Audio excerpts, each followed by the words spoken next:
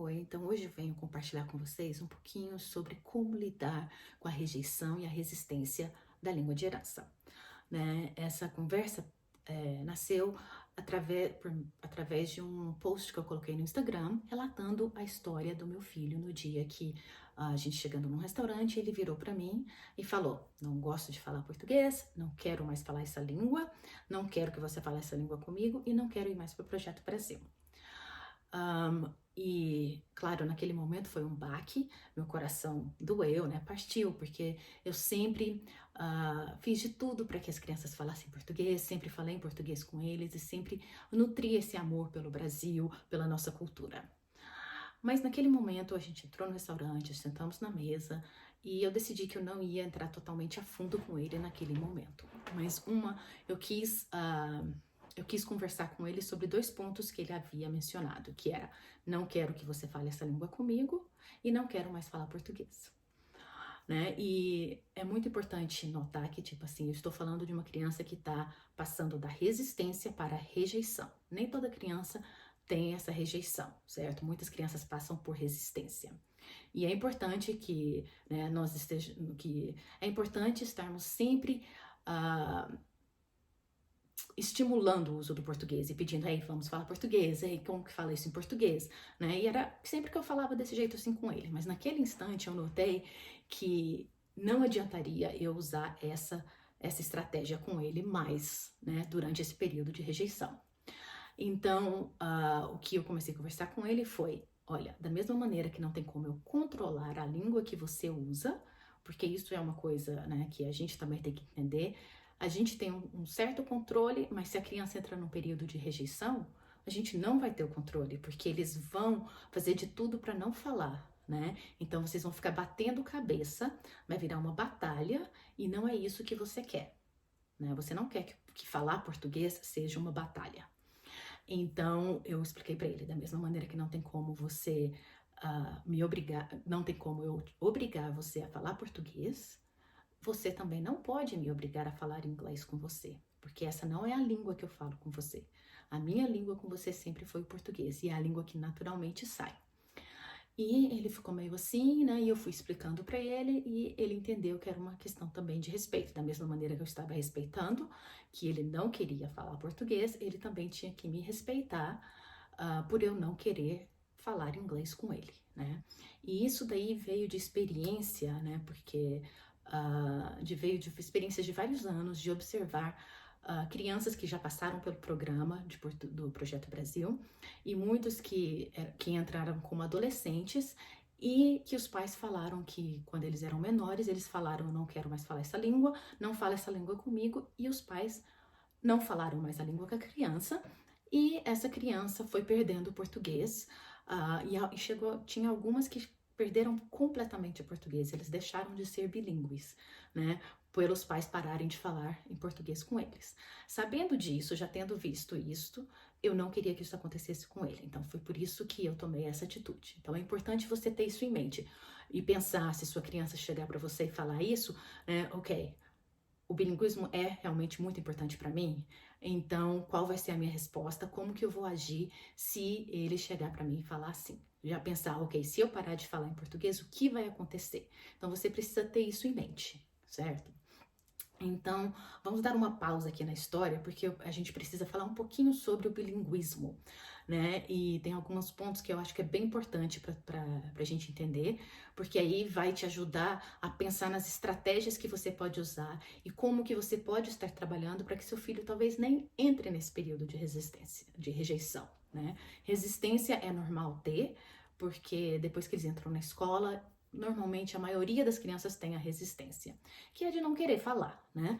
Mas a rejeição, que é tipo assim, eu não quero falar de jeito nenhum, e se você pede, eles olham com cara feia e realmente eles não querem, é diferente um pouco da resistência, certo? Eu tenho dois filhos, o primeiro nunca passou pela rejeição, né? Ele tinha um pouco de resistência, mas sempre que eu virava e falava assim: "Ah, fala comigo", ele: "Ah, tá bom", e falava, né? Nesse caso, quando uma criança está num período de rejeição mesmo, ele não vai querer falar, certo? Ele vai olhar para você com uma cara, fazer cara feia e vai fazer de tudo para não falar. Então, lembra que você não quer uma batalha, tá bom?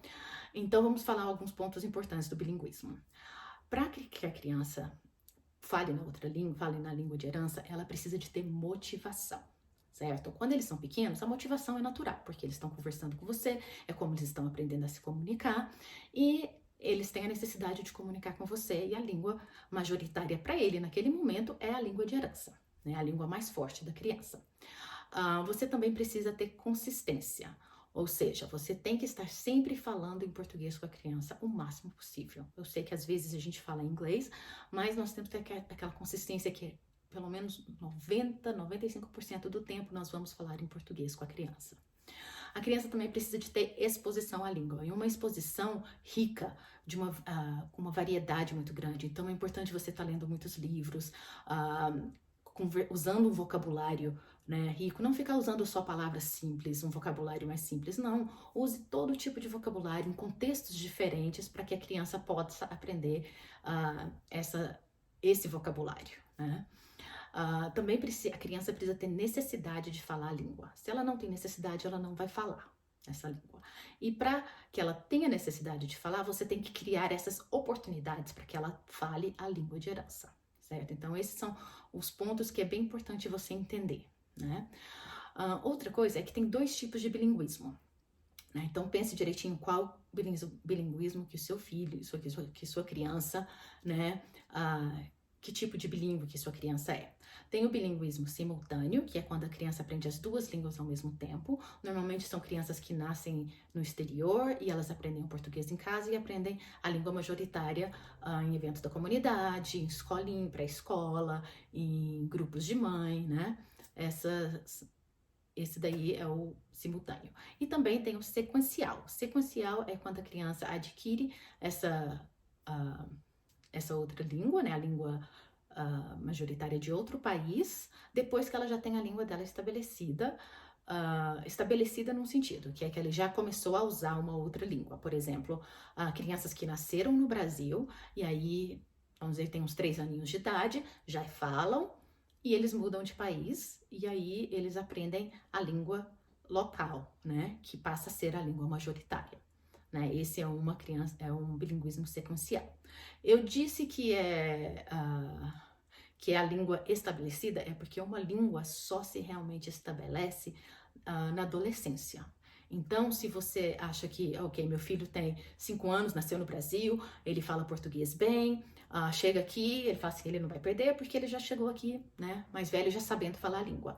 Não, o seu filho pode perder totalmente o bilinguismo se você não continuar a conversar com ele, a expor, a criar necessidades e oportunidades para ele falar, certo? Então ele tem ele pode realmente perder o bilinguismo. Ou pode passar a ser um bilíngue passivo, que é uma criança que entende, mas não fala, certo? Não, ela tem mais dificuldade em se comunicar, mas ela compreende, né?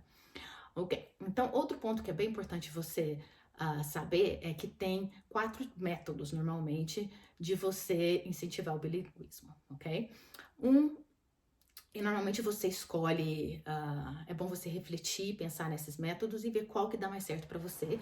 Você provavelmente já usa um desses métodos, né? Então, fique atento para ver qual que você usa porque também vai te dar aquela consistência de você pensar, opa, eu estou usando esse método, deixa eu ser consistente. Né? O primeiro é One Parent, One Language, um pai, uma língua. Então, esse é muito usado quando são casamentos em que um dos pais é brasileiro e o outro é americano, e aí um vai falar a língua majoritária, no caso o inglês, e o outro vai falar o português. Isso também é bem usado com famílias que têm 3 línguas, né?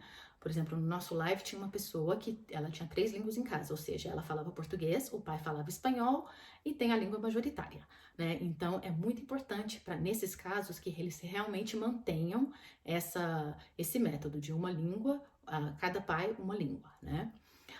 O outro método é Minority Language at Home, que é a língua minoritária em casa. Então, normalmente funciona muito bem quando os 2 pais falam português, né, nesse caso, fala a língua de herança. Então, essa é a língua principal da casa, né? Vamos estar sempre falando essa língua em casa. Mixed Language é quando você usa as 2 línguas, né? E Então você passa a usar, não uma mistura entre as línguas no geral, mas você usa as duas línguas, vocês têm a liberdade de usar as duas línguas em casa. Funciona, é um método que você tem que ter mais cuidado no sentido para ver se sua criança está realmente produzindo, né? E você tem que estar produzindo na língua minoritária, né? Na língua de herança, ou se você tem que criar mais oportunidades, né? Então você tem que estar sempre atento para ver, opa, eu preciso, ele não está falando muito português, está falando mais inglês em casa, então o que eu posso fazer para que fale mais português, né? E também tem o time and place. Time and place é quando você tem horários durante o dia ou lugares onde a língua de herança será usada, né? Esse método também é muito bom para quem não falou português com as crianças quando elas são pequenas e você quer introduzir, né? Você quer que seu filho, ok, eu não falei. E lembre que nunca é tarde, tá bom? Nunca é tarde para que seu filho se torne bilíngue. Então, se você não falou português com ele quando ele era pequeno, mas você gostaria de introduzir agora, o time and place é excelente, porque aí você escolhe momentos durante o dia ou até locais na casa em que o português será usado. E funciona muito bem, porque aí a criança começa a aprender durante aqueles momentos. Pode ser tipo assim, na hora da rotina da noite, você começa a falar só em português. Vai escovar os dentes e fazendo gestos. Aí vai chegar o ponto que você não precisa mais fazer gestos, que as crianças já vão entender. E você tem que também encontrar maneiras para que a criança produza as frases também. Ou seja, repita comigo, né? Eu estou escovando os dentes, coisas assim. Então, o time and place funciona muito bem para isso. Né? Então, é bom você refletir e ver que método que é melhor para a sua família, certo? E lembrando também que as condições no decorrer da sua jornada, elas vão mudar. Por exemplo, e aí, de repente, você também vai mudar de método, certo? Isso aconteceu comigo. Porque quando a gente teve nosso primeiro filho, a gente usou minority language at home, a língua minoritária em casa. Funcionou muito bem por 4 anos. Meu caçula nasceu quando o mais velho tinha 3 anos. E nesse período, né, nesse último ano, meu filho mais velho começou a ir para pré-escola e o inglês dele deslanchou e começou a ser a língua de brincar, porque ele brincava com os coleguinhas na escola, então ele chegava em casa e começou a brincar mais inglês, quando ele estava sozinho. O que aconteceu? Ele começou a usar o inglês com o irmão, certo? Então, e com o decorrer do tempo, eles começaram a responder em inglês, eu continuei no português, e fazendo com que eles respondessem em português comigo, mas o meu marido, ele começou a responder também em inglês. Então, na verdade, meu marido usa o mixed language. Então, e eu continuei com one parent, one language, certo? Então, isso foi por muito tempo assim. E agora que eles são adolescentes, analisando, né, o método que a gente mais usa, a gente tem usado o mixed language, que por eles serem adolescentes, funciona bem, que eles já entendem que, opa, se eu quero que meu português seja bom, se eu quero poder me comunicar, eu preciso me esforçar para falar, né? Então, como você pode ver, não quer dizer que se você escolhe um, vai ser aquele pro resto da vida. Depende da sua jornada. A única coisa é se você tem 3 línguas na sua casa, né? 2 línguas dos pais, né? Cada pai com a sua língua de herança. Aí é muito importante que vocês mantenham isso daí, porque senão vai ficar mais difícil para que as crianças continuem aprendendo. Mas você também pode usar um mixed language, desde que você mantenha um equilíbrio para ter certeza que todas as línguas estão sendo desenvolvidas, né? Principalmente as 2 línguas de herança. Então agora vamos voltar na resistência e na rejeição do meu filho.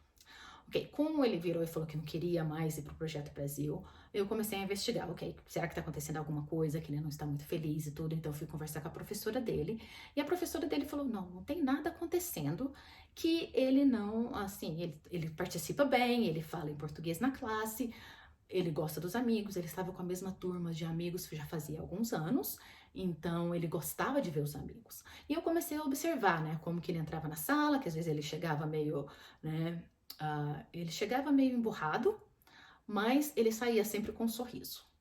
E sempre que eu perguntava, como que foi a aula, ele falava, né, foi ok.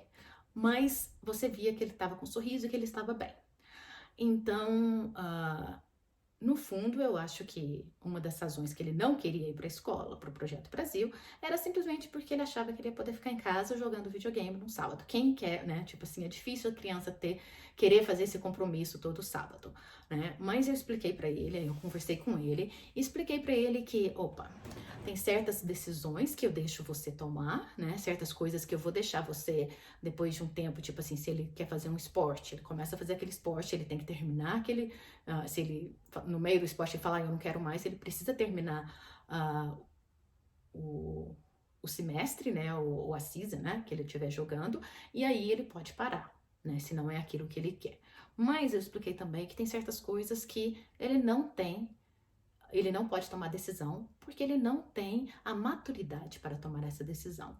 Eu expliquei que o português era uma dessas coisas, que ele não era uma decisão dele, certo? Ele ia ter que continuar fazendo aulas de português, aulas indo para as aulas, né, do Projeto Brasil, porque eu sabia da importância do desenvolvimento dele, né, da língua portuguesa, do desenvolvimento da língua portuguesa dele durante os anos, né? Então eu queria que ele chegasse ao ponto que ele estivesse lendo bem, se comunicando bem, escrevendo e tendo um vocabulário mais ampliado.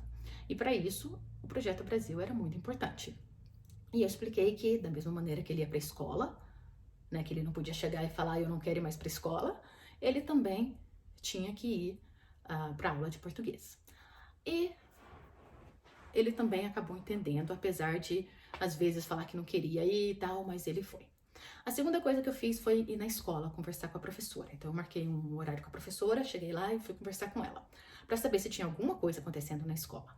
Porque muitas vezes as crianças não querem ser diferentes, e essa pode ser a razão da rejeição. Na hora que eu sentei, expliquei a situação, ela olhou para mim com uma cara de espanto e falou: "Nossa, nem dá para acreditar que ele fala isso, porque aqui ele é super orgulhoso de falar português, super orgulhoso de ser brasileiro também, e toda oportunidade que ele tem de comentar, de fazer um comentário sobre o Brasil, sobre o português, ele sempre faz." Então foi muito interessante ver isso, que às vezes eles estão falando uma coisa pra gente, mas no fundo, né? No fundo, aquilo é muito importante para eles. A nossa língua e a nossa cultura é muito importante para eles, porque faz parte da identidade que eles estão formando. Então, foi muito bom ver isso. E a gente continuou a conversar e pensar como que a gente poderia, como que ela poderia dar um apoio para ele nesse momento. Então, ele estava na 3ª série e ele já tinha atingido o nível de leitura que precisava, né? Porque aqui nos Estados Unidos tem essa que eles têm que ler tantos minutos por dia e fazer uma anotação. E no caso, ele também tinha que preencher um formulário, não era todo dia, mas acho que era umas 3 vezes por semana, de um livro que ele leu. E ela falou assim, ok, então a leitura dele em inglês está muito boa, então eu vou pedir para que ele leia em português. Foi a melhor coisa que teve, certo? Que surgiu dessa minha conversa com ele. Ela foi, conversou com ele e falou, nossa, agora eu quero que você leia em português. Como veio dela, ele não teve resistência nenhuma. Em casa eu tive certeza de pegar vários livros diferentes que tinham coisas que ele estava interessado, ou livros que eram engraçados, e ele amou. A gente lia junto todo dia, e ele escrevia, e foi excelente para ele, porque ele lia em português e ele tinha que, na verdade, né, contar para ela em inglês, e às vezes tinha expressões em português no livro que eram bem importantes, e ele te falava assim, nossa, eu tenho que explicar para ela o que isso significa, senão ela não vai entender o contexto da história. Então, foi muito interessante ver isso daí, né? Tipo assim, como que uma ideia, né, uma estratégia que a professora e eu lá tivemos juntas, plantou aquela semente nele que ajudou a diminuir a resistência dele, né, a rejeição dele. Então, essa foi a primeira coisa, né, que foi muito assim, importante. Ok, e aí como que eu comecei a lidar? O que eu comecei a fazer além disso? Né? Então, essa é a primeira, né? A leitura. Leia o máximo possível, porque os livros, gente, ajudam muito. Você tá dando vocabulário diferente, expressões, a criança tá aprendendo os verbos, a conjugação de verbos, porque eles estão escutando ali como as frases são construídas em português, né? Então é muito importante. A leitura, para mim, é o principal, né? Então, leia pelo menos um livro com seu filho por dia. E uma leitura de qualidade, ou seja, você vai estar ali interagindo com a criança. Não só lê o livro, mas converse sobre o livro, faça perguntas abertas que eles não possam responder só com sim ou não. né? Perguntas tipo assim, o que que você achou? O que que você acha que vai acontecer? Para na metade do livro e pergunta o que que você acha que vai acontecer. Porque assim você está criando oportunidades para a criança falar em português. E se ela está lendo um livro em português, é mais natural com que ela fale em português, porque ela está ali recebendo todo o vocabulário e o estímulo em português, né? Então é uma oportunidade incrível ali nesse momento para você estar realmente usando a leitura para criar oportunidades de desenvolver a língua, né? Outra coisa que você tem que continuar expondo. Então, a leitura é uma delas. Você pode usar televisão. Se você for usar televisão, né, vídeos, coisas assim, você tem que ter o cuidado de não só colocar a criança para assistir. Você tem que ter interação. Se não houver interação, não adianta. A criança não vai ficar aprendendo só de estar assistindo, certo? Ela pode aprender uma coisinha ou outra, mas ela precisa de ter a interação. E como eu digo também, tipo assim, no live teve um pai que perguntou, eu não gosto de usar televisão. Não precisa usar televisão. Eu não usei televisão com os meus filhos quando eles eram pequenos. Eu acho assim que eu nem usei, eu usei com o meu filho nessa época da rejeição, porque a gente leu juntos o livro O Menino Maluquinho, e ele amou esse livro, ele vivia com a panela na cabeça.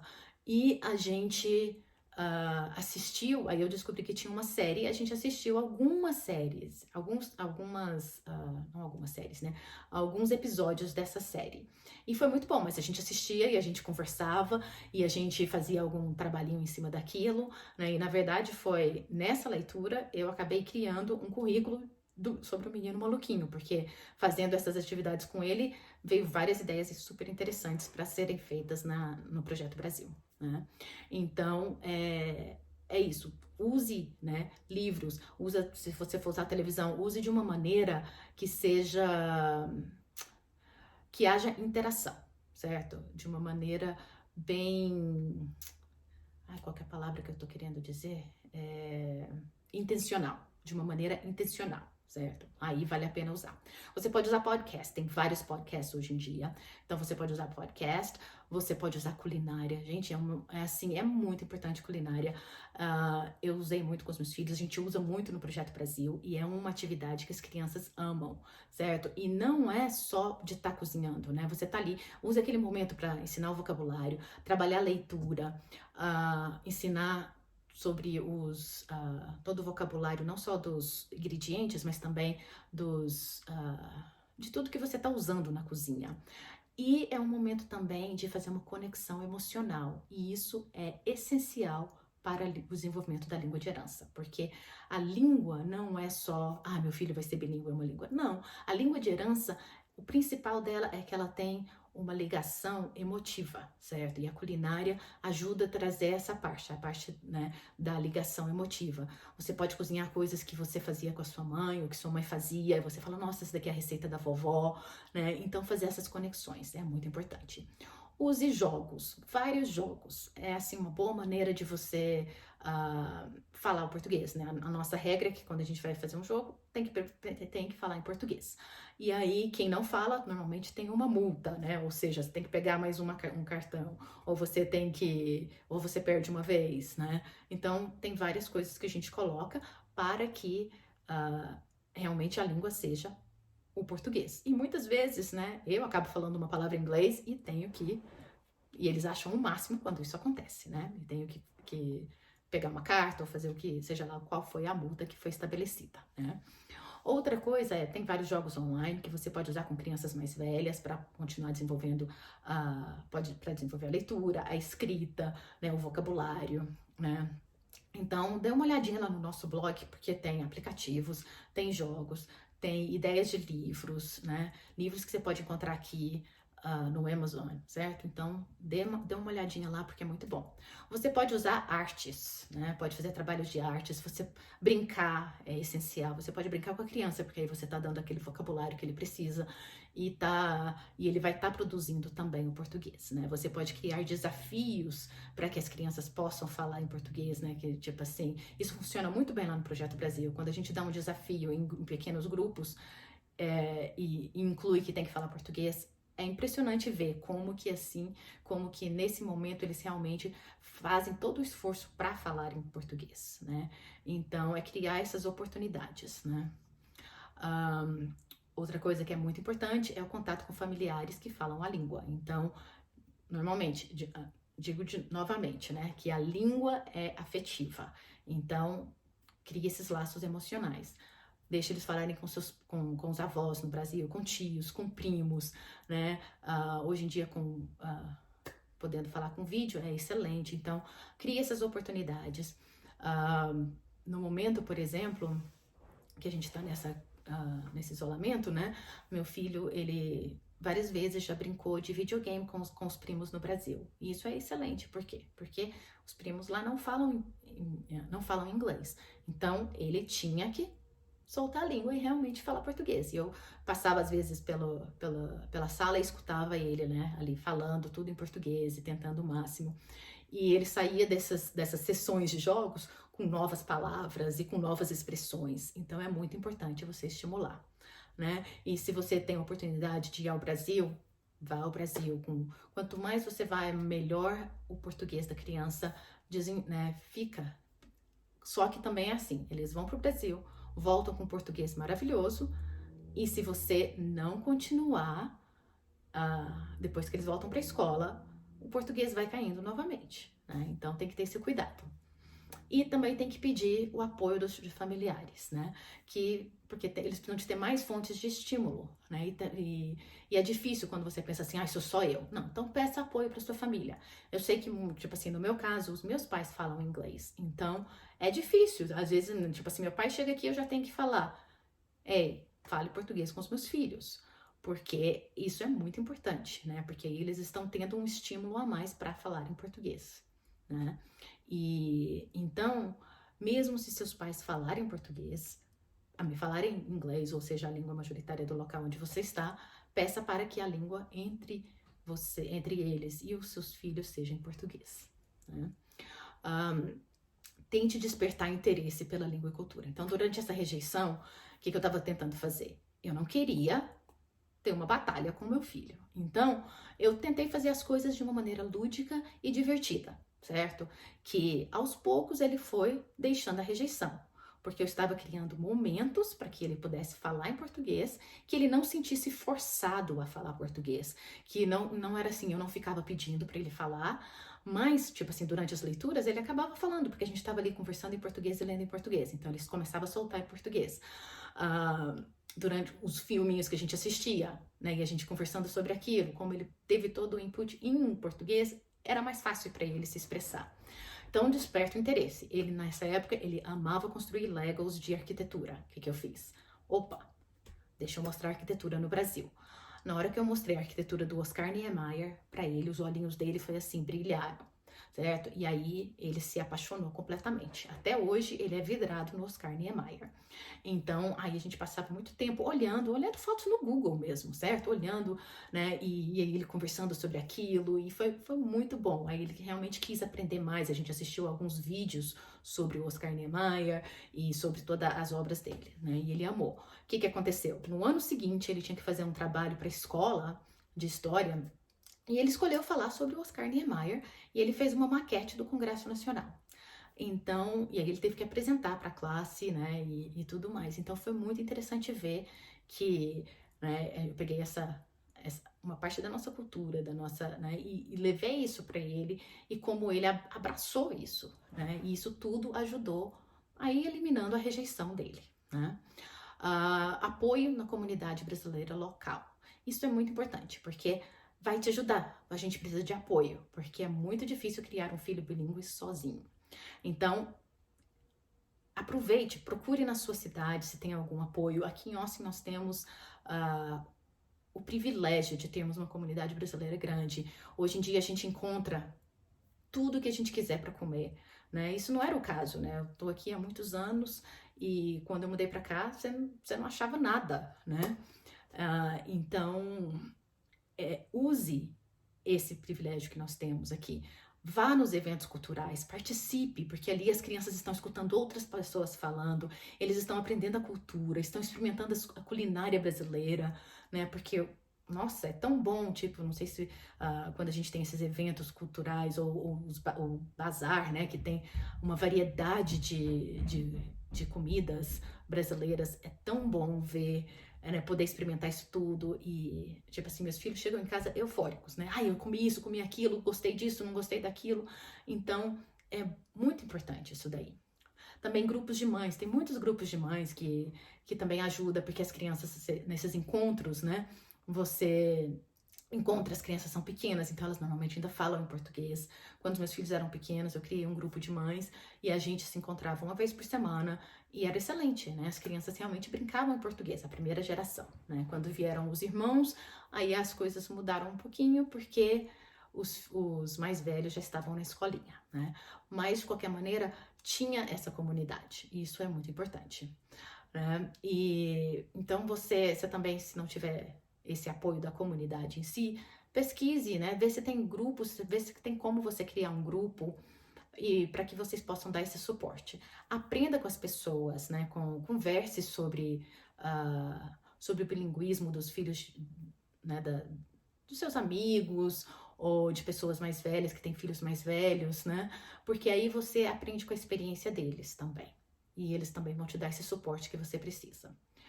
Outra coisa que é muito importante são essas escolas comunitárias, que são como o Projeto Brasil, são essas iniciativas de português como língua de herança, né? E por que eu virei pro meu filho e falei que não, você não vai poder deixar de ir?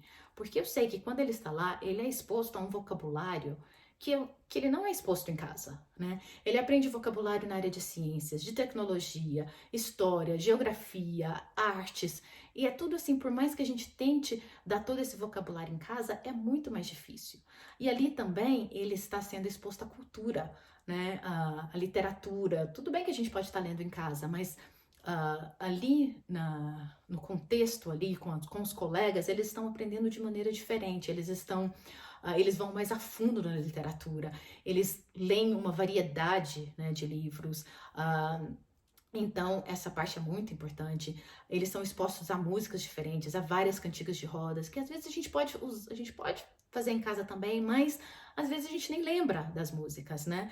E então essa parte é muito importante, né? Artes, história, geografia, tem aula de capoeira, então tudo isso ajuda a expor, cria oportunidade para que ele fale. Então, se eu estava querendo criar mais oportunidades para tirar essa rejeição, se eu tirasse ele do Projeto Brasil, ele estaria perdendo oportunidades de poder estar usando a língua, né? E é muito importante que, tipo assim, muitas vezes chegam pais lá e falam assim: meu filho não fala português. Ele é tipo um bilíngue passivo, ele entende, mas não fala. A criança entra na sala de aula, como tá todo mundo falando em português, a professora tá falando em português e ele começa a falar em português. Isso acontece sempre, é tão interessante ver isso, né? E por quê? Porque ali ele vê que é uma oportunidade e ali ele tem uma necessidade de falar. Por quê? Porque ele já na cabeça dele ele tá indo para uma aula que é de português, que na verdade não é aulas de português, são aulas em português, né? Então ele está indo para uma aula que a aula todinha é em português, então ele já sente a necessidade, opa, eu tô aqui, eu vou ter que falar em português, né? A professora tá falando em português e ela faz uma pergunta em português, o natural é eles responderem em português. E é bem interessante também notar que mesmo quando alguém responde em inglês, né, a gente sempre usa, e como que a gente falaria isso em português? Quem pode ajudar? Tem hora que a gente não precisa nem falar isso. A outra criança já pula e fala, isso em português é isso, né? Então eles também se ajudam. Então, essas escolas são importantes para que as crianças tenham oportunidade e a necessidade de falar, certo? Outra sugestão, né, outra estratégia que eu quero deixar aqui com vocês é ter vários materiais extras. Use, né, tipo assim, você pode fazer seus próprios materiais, você pode pedir materiais do Brasil, seja esses jogos, seja livros, seja, você mesmo pode fazer seus próprios cartõezinhos se você quiser ensinar seu filho a desenvolver a leitura, né, ou a escrita. Então, use materiais diferentes, entendeu? Para que seja aquele momento lúdico, aquele momento gostoso, né? Então, estas são as principais dicas, certo, que eu tenho para você hoje. Lembrando que eu estou falando aqui com crianças que têm a rejeição e a resistência. Então, crianças que, principalmente a rejeição, ok? São as crianças que você não vai ficar falando, fala português, porque isso daí vai criar, igual eu falei, vai ser uma batalha. Você não quer isso. Agora, crianças que têm resistência, continue a estimular, falar, opa, como que fala isso em português, né? E sempre, né, a gente deve estar fazendo isso para que os nossos filhos, né, se eles não estão passando por esse período de rejeição ou de resistência, sempre temos que estar dando essa oportunidade e pedindo para que eles realmente se comuniquem em português, né? Mas lembra que você faça isso de uma maneira natural, usando atividades lúdicas, né? Sem usar ameaças, certo? Faça as coisas sem estressar, certo? É através da brincadeira, das músicas, do bate-papo, quando seu filho é mais velho, né? Então, essa parte que é essencial que vocês levem desse bate-papo. É tipo assim, use a sua criatividade para trazer esses momentos gostosos. Lembrando que você está criando laços, que a língua é emotiva. Um prazer ter vocês aqui e até a próxima.